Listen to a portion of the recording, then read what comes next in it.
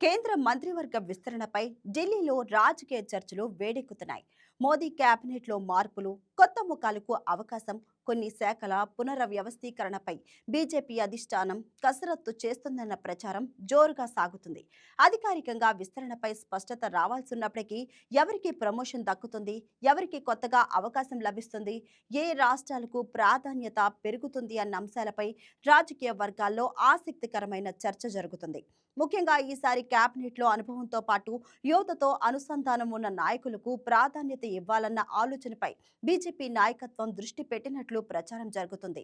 యువతను ఆకట్టుకునే నాయకత్వం, పార్లమెంటరీ అనుభవం, సామాజిక సమీకరణాలు, ప్రాంతీయ ప్రాతినిధ్యం వంటి అంశాలను పరిగణలోకి తీసుకునే అవకాశం ఉందని పార్టీ వర్గాల్లో చర్చ జరుగుతుంది.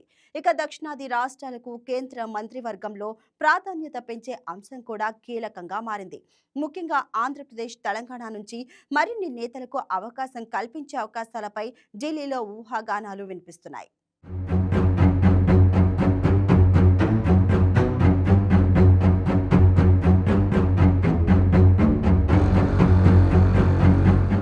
ప్రస్తుతం కేంద్ర మంత్రివర్గంలో ఆంధ్రప్రదేశ్కు ఇప్పటికే గణనీయమైన ప్రాతినిధ్యం ఉంది.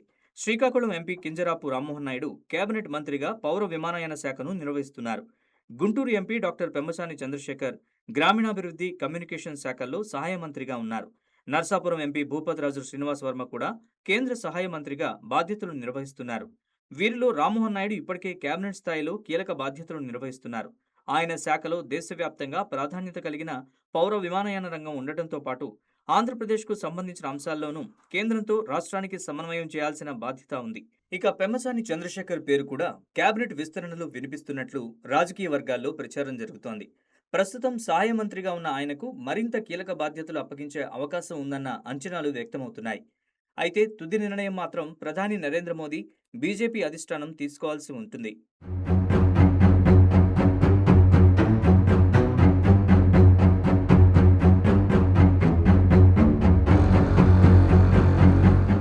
మరోవైపు ఆంధ్రప్రదేశ్ రాజకీయ సమీకరణాల్లో జనసేన కూడా కేంద్ర మంత్రివర్గంలో ప్రాతినిధ్యం కల్పించాలన్న చర్చ ఆసక్తిని రేపుతోంది. ఎన్డీఏ కూటమిలో టీడీపీ, బీజేపీతో పాటు జనసేన కూడా కీలక భాగస్వామిగా ఉంది. ప్రస్తుతం కేంద్ర కేబినెట్లో టీడీపీ, బీజేపీ నుంచి ప్రాతినిధ్యం ఉన్నప్పటికీ జనసేనకు కేంద్ర మంత్రివర్గంలో స్థానం దక్కలేదు. దీంతో కేబినెట్ విస్తరణ జరిగితే జనసేన నుంచి ఒకరికి అవకాశం కల్పించొచ్చన్న ఊహాగానాలు వినిపిస్తున్నాయి. ఆ పార్టీ తరపున మచిలీపట్నం ఎంపీ వల్లభనేని బాలశౌరి పేరు ప్రముఖంగా వినిపిస్తున్నట్లు రాజకీయ వర్గాల్లో చర్చ జరుగుతోంది. బాలశౌరికి పార్లమెంటరీ వ్యవహారాలపై అనుభవం ఉండడం ఆయనకు అనుకూల అంశంగా భావిస్తున్నారు. గతంలో ఎంపీగా పనిచేసిన అనుభవంతో పాటు 2024 ఎన్నికలకు ముందు జనసేనలో చేరి కూటమి తరపున మచిలీపట్నం నుంచి విజయం సాధించారు. దీంతో జనసేనకు కేంద్రంలో ప్రాతినిధ్యం కల్పించాలనే నిర్ణయం తీసుకుంటే బాలశౌరి పేరు పరిశీలనలోకి రావచ్చన్న అంచనాలు ఉన్నాయి. అయితే జనసేనలో ఇతర ఎంపీల పేర్లు కూడా రాజకీయ చర్చల్లో ఉన్నాయి. కాకినాడ ఎంపీ తంగెళ్ల ఉదయ్ శ్రీనివాస్ వంటి యువ నాయకులకు అవకాశం కల్పించాలన్న అభిప్రాయం కూడా ఉండొచ్చు.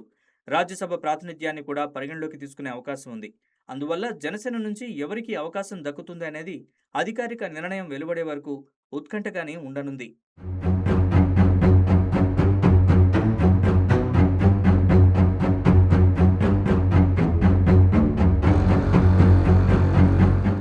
ఇక తెలంగాణ విషయానికొస్తే ప్రస్తుతం కిషన్ రెడ్డి కేబినెట్ మంత్రిగా ఉండగా కరీంనగర్ ఎంపీ బండి సంజయ్ సహాయ మంత్రిగా ఉన్నారు. అధికారిక కేంద్ర మంత్రివర్గ జాబితాలో ఈ ఇద్దరి ప్రాతినిధ్యం కొనసాగుతోంది. ఇప్పుడు తెలంగాణ నుంచి మరికొందరికి అవకాశం దక్కుతుందన్న ప్రచారం ఆసక్తిని రేపుతోంది. మహబూబ్నగర్ ఎంపీ డీకే అరుణ, మల్కాజ్గిరి ఎంపీ ఈటెల రాజేందర్ పేర్లు ఈ చర్చల్లో వినిపిస్తున్నాయి. డీకే అరుణకు సుదీర్ఘ రాజకీయ అనుభవం ఉంది. ఉమ్మడి ఆంధ్రప్రదేశ్లో మంత్రిగా పనిచేసిన అనుభవంతో పాటు తెలంగాణ రాజకీయాల్లో సీనియర్ మహిళా నేతగా ఆమెకు గుర్తింపు ఉంది. బీజేపీకి రాష్ట్రంలో మహిళా ప్రాతినిధ్యం పెంచాలనే ఆలోచన ఉంటే డీకే అరుణ పేరు ప్రాధాన్యత పొందే అవకాశం ఉందని రాజకీయ విశ్లేషకులు అంచనా వేస్తున్నారు. మరోవైపు ఈటెల రాజేందర్ కూడా తెలంగాణలో బీజేపీకి కీలక నేతగా ఉన్నారు. బీసీ సామాజిక వర్గానికి చెందిన సీనియర్ నాయకుడిగా ఆయనకున్న రాజకీయ అనుభవం, తెలంగాణలో పార్టీ విస్తరణలో ఆయన పాత్ర వంటి అంశాలు ఆయనకు అనుకూలంగా మారొచ్చన్న చర్చ సాగుతోంది. మల్కాజ్గిరి నుంచి లోక్సభకు ఎన్నికైన ఆయనకు కేంద్రంలో బాధ్యతలు అప్పగించడం ద్వారా తెలంగాణలో పార్టీ సామాజిక సమీకరణాలను మరింత బలోపేతం చేయొచ్చన్న అంచనాలు ఉన్నాయి.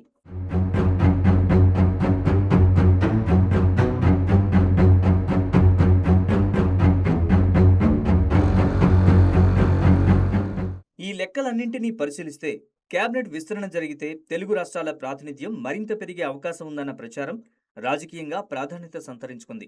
ఆంధ్రప్రదేశ్ నుంచి టీడీపీ, బీజేపీతో పాటు జనసేనకు ప్రాతినిధ్యం కల్పించే అవకాశం ఉంటే కూటమిలోని 3 పార్టీలకు కేంద్ర స్థాయిలో సమతుల్యత ఏర్పడే అవకాశం ఉంటుంది. తెలంగాణలో ఇప్పటికే కిషన్ రెడ్డి, బండి సంజయ్ ఉండగా డీకే అరుణ, ఈటెల రాజేంద్ర వంటి నేతలకు అవకాశం దక్కితే రాష్ట్రానికి కేంద్ర మంత్రివర్గంలో మరింత బలం చేకూరుతుంది. అయితే ఇవన్నీ ప్రస్తుతం రాజకీయ వర్గాల్లో వినిపిస్తున్న అంచనాలు, చర్చలు మాత్రమే.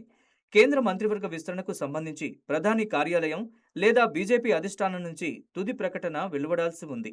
కాబట్టి ఎవరి పేర్లు ఖరారయ్యాయి, ఎవరికి ఏ శాఖ దక్కుతుంది, ఎవరికి ప్రమోషన్ వస్తుంది అనే అంశాలపై ఇప్పుడే తుది నిర్ణయానికి రావడం సాధ్యం కాదు. మొత్తంగా చూస్తే మోదీ కేబినెట్ విస్తరణపై దేశవ్యాప్తంగా ఆసక్తి నెలకొంది. ఈసారి కొత్త ముఖాలకు ప్రాధాన్యత, యువతకు అవకాశం, ప్రాంతీయ సమీకరణాలు, సామాజిక సమతుల్యత వంటి అంశాలు కీలకంగా మారే అవకాశం ఉంది. అందులోనూ ఎన్డీఏలో కీలక భాగస్వామ్యాలుగా ఉన్న టీడీపీ, జనసేనల కారణంగా ఆంధ్రప్రదేశ్ ప్రాతినిధ్యంపై ప్రత్యేక ఆసక్తి నెలకొంది. తెలంగాణలోనూ బీజేపీ బలాన్ని మరింత పెంచుకునే లక్ష్యంతో కొత్త ముఖాలకు అవకాశం దక్కుతుందా అన్నది చర్చనీయాంశంగా మారింది. కేంద్ర కేబినెట్ విస్తరణపై అధికారిక ప్రకటన ఎప్పుడొస్తుంది? తెలుగు రాష్ట్రాల నుంచి ఎవరెవరి పేర్లు తుది జాబితాలో ఉంటాయి? ఉన్న మంత్రులకు శాఖలు మారతాయా? కొత్తగా ఎవరికి అవకాశం దక్కుతుంది? ముఖ్యంగా జనసేనకు కేంద్రంలో ప్రాతినిధ్యం లభిస్తుందా అన్నదే ఇప్పుడు తెలుగు రాష్ట్రాల రాజకీయాల్లో హాట్ టాపిక్గా మారింది.